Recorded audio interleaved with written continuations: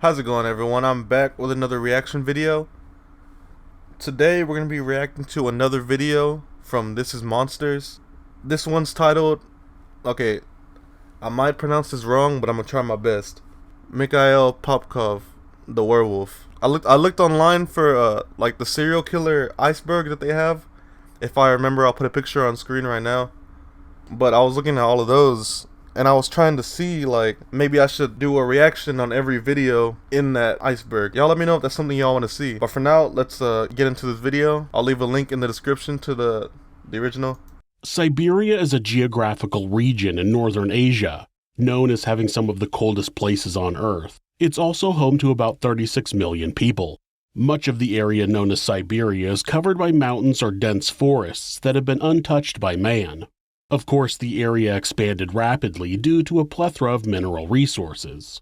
Coal, petroleum, natural gas, diamonds, iron ore, and gold are all available in the area, which led to major developments in mining and manufacturing in the second half of the 20th century.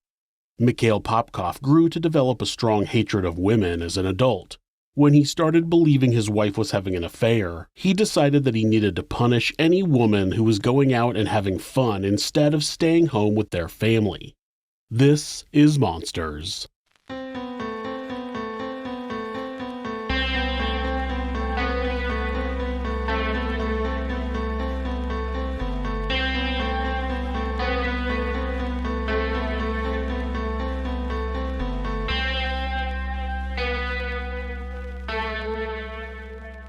Alright, quick pause real quick. This is totally unrelated to the topic of Mikhail Popkov, but the entrance to This Is Monsters, like the music and the ambience and the video and everything, like I love that so much. It's one of my favorites on YouTube, just because it reminds me of like old movies, like old scary movies. It's so nice and put together.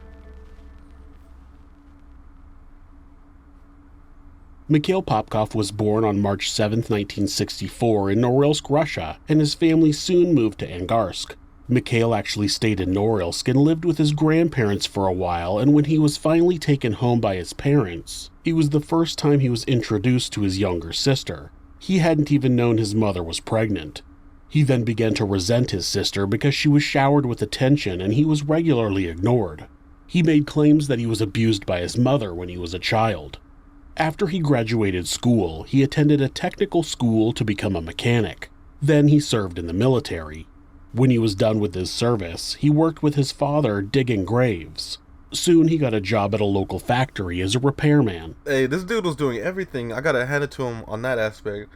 Like, this dude really is doing everything. As an adult, except the carpenter. He married a woman named Elena, and the couple eventually had a daughter named Ekaterina. Mikhail ran into a previous classmate who worked as a transit officer and enticed Mikhail to take a job as a duty officer with the Angarsk police in 1987. At some point in his marriage, he started finding evidence that his wife was having an affair. He never made accusations because he wanted to raise his daughter in a complete family, but the anger affected him in a much more dangerous way. His anger toward his wife, coupled with his resentment of his sister and feelings of being ignored by his mother, created a deep hatred of women. It was 1992 when Mikhail began killing women. The reason, he explained, was to rid the city of unworthy women who exchanged family warmth for alcohol and other people's men. He said he wanted to get revenge on loose women instead of harming his wife. So this dude is basically another incel, in a way. He gets some because he has a wife and a kid, but like in a way he's basically like an incel in his mindset. That's crazy. The women he picked were usually just out having a good time, but they weren't acting the way Mikhail thought women should act. They were drinking and having fun. He said he saw them as having abandoned their husbands and children at home and went out to party as if it was the last day on Earth. He would also sometimes pick up prostitutes and kill them, claiming to be purging a small part of Siberia. According to his confession years later, he would use his position as a police officer to pick the women up. He would find a woman who had had too much to drink and offer her a ride. Once she was in his car, he'd ask her if she wanted to go home or if she wanted to keep partying. If they picked the second option, he would take them to a secluded area where he would rape and kill them. He said he wouldn't hide the bodies, he just made sure not to leave any evidence. something he must have learned more about being a police officer. It's hard to believe that Mikhail had any sort of life outside of killing. From 1992 to at least 2000, he racked up a total of 78 confirmed murders. Bro, 78 confirmed murders? Wait, if he admitted to them, that might be true, just to get it off his conscience. But like, if that's just what they found, he probably killed like at least 95, 100 people. He used a number of different murder weapons and killed women in some of the most brutal ways. Some of the injuries on his victims were made with his teeth, which is where he got the nickname, the Werewolf. One night, he picked up 35-year-old Maria Lazina and 37-year-old Lilia Pashkovskaya and drove them into the woods. Once there, he raped the women and beat them to death. As he was disposing of the bodies, his police badge... Wait, wasn't he like trying to torture them for having a quote-unquote infidelity? And now he's over here raping them when he has a wife? That makes no sense at all. Like, a lot of these serial killers just make no sense. Fell out of his pocket, and he didn't realize until he had driven from the scene. He returned to get the badge, and when he did, he noticed that one of the women was still breathing. Two more victims were 20-year-old Tatiana Martinova and 19-year-old Yulia Kaprikova. They had gone to a concert in October of 1998 and had a few too many drinks. Mikhail took this opportunity to teach the women a lesson, and after offering them a ride, he took them to a secluded area where he raped and killed them. Of his victims, some were bludgeoned to death with rocks. Some were stabbed up to 170 times. He used a screwdriver, an axe, a hammer, a shovel, and a baseball bat. One woman was decapitated while another had her heart ripped out of her chest. Only 2 women lived through an encounter with Mikhail Popkov. One of the lucky few was 17-year-old Svetlana Misevichus, who was walking home from a friend's house. Mikhail spotted her walking alone on a cold evening, so she was happy to accept a ride from a friendly police officer. She realized that something was wrong when he passed the turn to her house and started driving into the woods. Once in a secluded area, he made her strip off her clothes and began bashing her head into a tree. When she was nearly unconscious, he began raping her.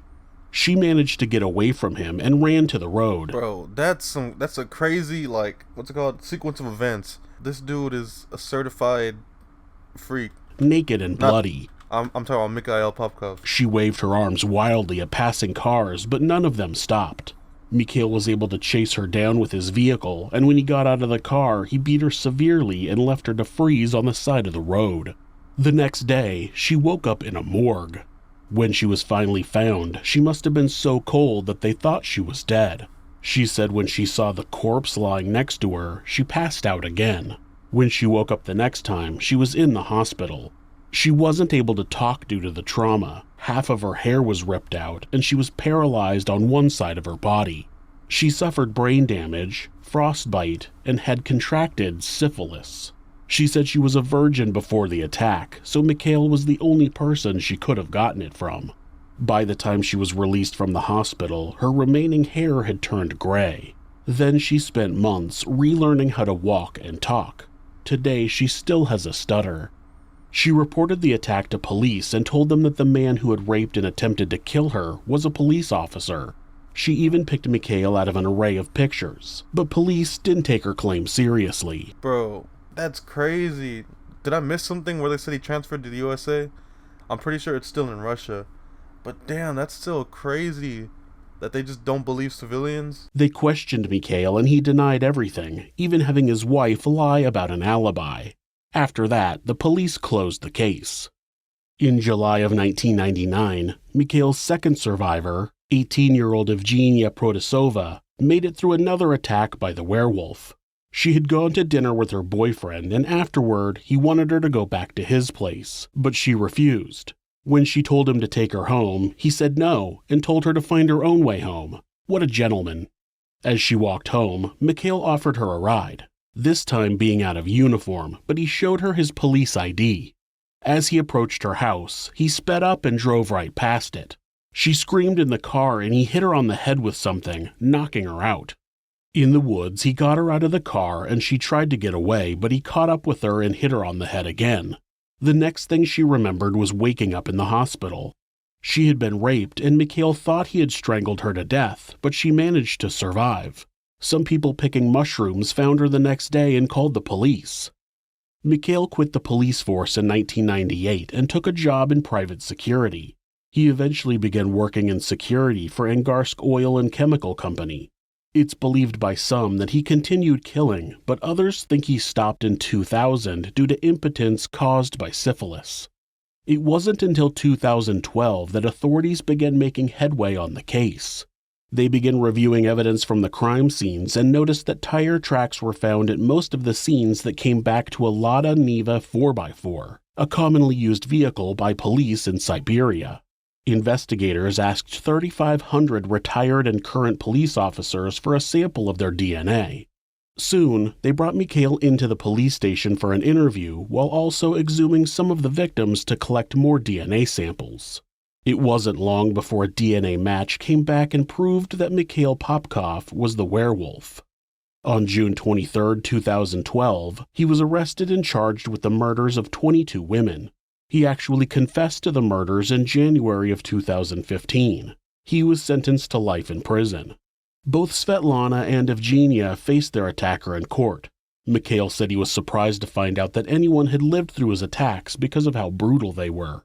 But far more women had died at the hands of Mikhail. 2 years later, he confessed to 59 more murders. Oh yeah, that probably is his true number then. That's crazy. He deserves to be locked in a cage like this for the rest of his life. This dude is an animal. For real, like straight primal instincts. Just animal. Nasty. He took investigators to the crime scenes and they were able to verify 56 of his claims. In December of 2018, he was convicted of those murders and given a second life sentence. In July of 2020, Mikhail confessed to 2 more murders. On June 4, 2021, he was sentenced to an additional 9 years in prison. He will spend the rest of his life in a prison colony in Siberia. His last 2 confessions bring the total of his confessed murders to 83, with 78 of them being proven. This makes him the most prolific serial killer in Russia, and he has the 4th most confirmed victims in the world. Not only is he one of the worst serial killers in the world, but he's also one of the worst monsters the world has ever seen. All because he couldn't handle the relationships he had with the women in his life. So yeah, that's Mikhail Popkov. I think that was a pretty good video. This dude obviously is a POS. This dude is insane. I don't get how they gave him, what was it? They gave him 1 life sentence for 75 murders, and they gave him 1 more life sentence for like 6 murders, and then they gave him 9 years for 2 murders. That's what they said, right? It just makes no sense to me, like that logic. Just give them, if they don't believe in the death penalty, just give them like a life sentence for each of the murders. Like what? But that must have been horrible for the victims. Like fuck, you can't imagine it, but you know what I mean. But thank y'all for watching. Don't forget to leave a like and comment. I'm gonna leave a link to the original video in the description so you can go check it out. But y'all have a good day.